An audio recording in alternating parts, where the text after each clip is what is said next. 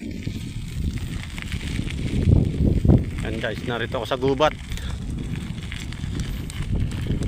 Namimiss ko rin ang gubat eh. Pag puro gubat maganda. Dito naman walang problema. Yan, may ilat dito sa kabila oh. Ayan oh. So karugtong niyan nito.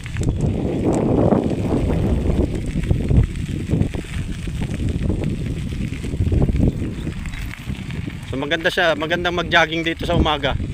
Sa mga gantong oras 'yan. Kasi kahit naman hanggang hapon maganda yung panahon.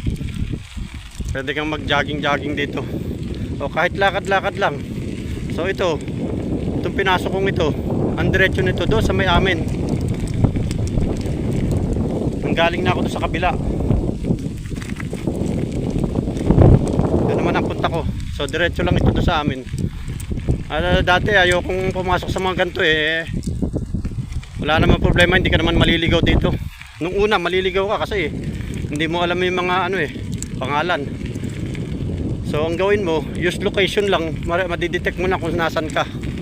So ito hindi ko naman madidetect mo kung nasan ka.